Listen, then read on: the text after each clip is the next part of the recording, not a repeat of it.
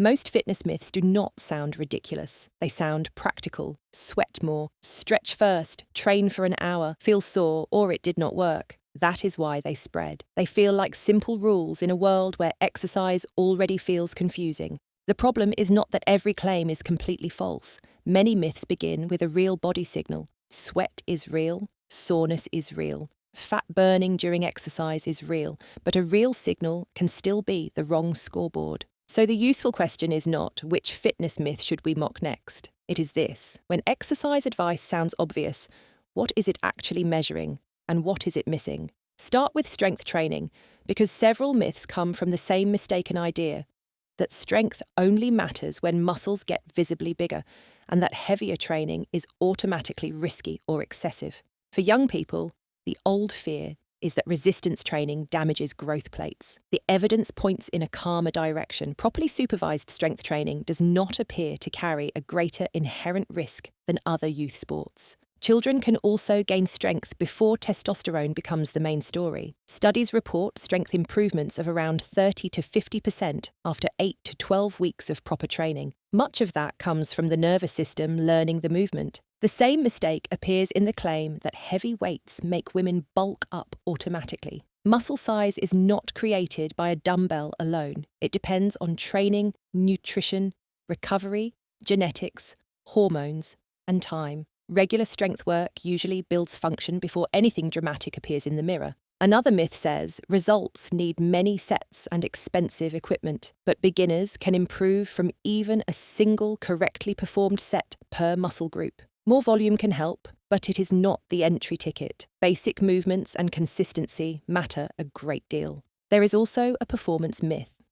More strength does not transfer into sport in a perfectly straight line. One study pattern showed a large leg strength gain alongside a much smaller sprint improvement. Strength helps, but skill and sport-specific practice still have their own job. The same careful thinking applies to injury prevention. Strength training can support movement capacity, but research does not show a simple direct line from strength training to fewer sports injuries in every young athlete. Prevention is usually more specific than that. Many performance myths are really measurement myths.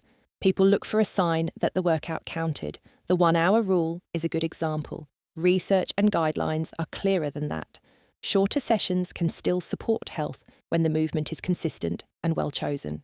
Sweat is another tempting scoreboard, but sweat is mainly temperature regulation. It changes with heat, humidity, clothing, fitness, body size, and individual physiology.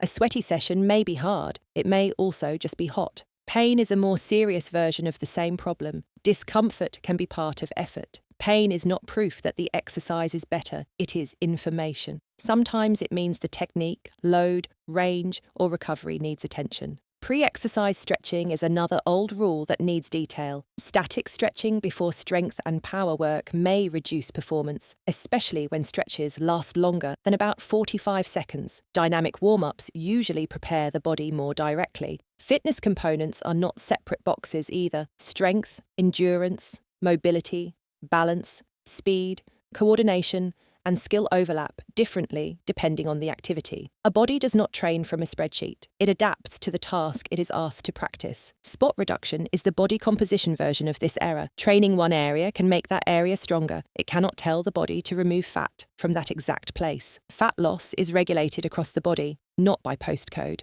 Recovery myths spread because recovery is hard to see. The work happens quietly. Repair, adaptation, sleep, immune traffic, tissue rebuilding, and nervous system settling. So people reach for visible proof, like soreness, ice, or a dramatic reset ritual. Soreness is not the receipt for a good workout.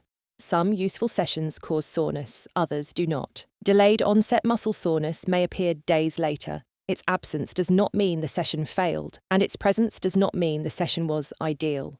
The immune system story has also changed. The older, open window idea suggested hard exercise temporarily suppressed immunity. More recent interpretation is more precise. Exercise redistributes immune cells, sending them towards peripheral tissues for surveillance rather than simply shutting defense down. That matters because symptoms after hard events are not always infections. After marathons, some upper airway symptoms may come from irritation, allergies, or dry air rather than germs. One age-related detail also runs against the fear. Symptoms were reported more often in younger than older runners. Lab testing has not supported a simple claim that exercise itself increases infection risk. Even immune markers need care. A temporary fall in salivary IgA after exercise sounds alarming if it is treated as a headline, but a marker is not the same as a meaningful clinical outcome. The question is whether people actually become more vulnerable. Cold therapy has the same caveat. Ice can be useful in some contexts, but inflammation is also part of repair. Using an ice bath immediately after every training session may interfere with some adaptation signals. The careful question is timing, not whether cold is good or bad. Body composition myths are powerful because they promise control. Burn fat here, do cardio only, eat whatever because you trained. Add protein and muscle appears. Each claim takes one real piece of physiology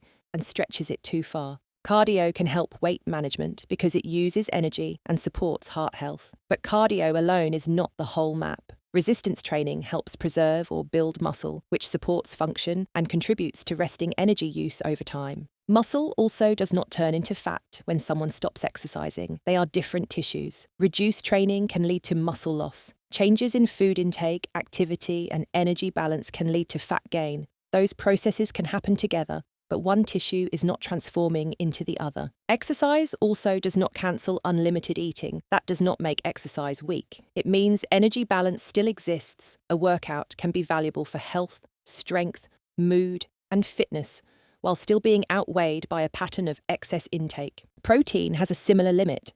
It helps provide building material for muscle, especially when paired with training. But extra protein does not automatically create extra muscle. Beyond useful intake, more is not always better, and some people need individual medical guidance. The fat-burning zone is a classic half-truth. Lower intensities may use a higher percentage of fat as fuel during the session, but higher intensity can use more total energy and affect post-exercise metabolism. Percentage is not the same as total impact. Across these myths, the pattern repeats. People confuse a sensation with a result, a mechanism with a guarantee, or a useful tool with a universal rule. That is why fitness misinformation can sound scientific while still pointing the viewer in the wrong direction. Some parts of the evidence are fairly strong. Some activity is better than none. Resistance training has real benefits. Dynamic preparation often fits power work better than long static holds. Spot reduction does not match how fat loss works. Other claims are thinner. Strength does not guarantee equal sport performance. Strength training does not directly prevent every injury. Immune marker changes do not automatically prove infection risk. Ice baths after every workout are not automatically better recovery. A better filter is simple. Ask 3 questions. What mechanism is being claimed? Does the evidence measure the thing people say it measures? And what context changes the answer? Those questions do not make exercise complicated. They make it less misleading.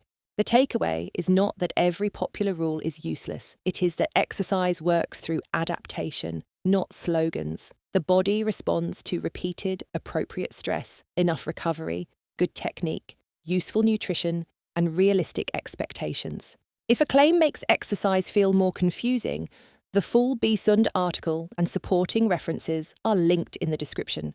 The useful goal is not to collect more rules. It is to understand which rules actually describe the body.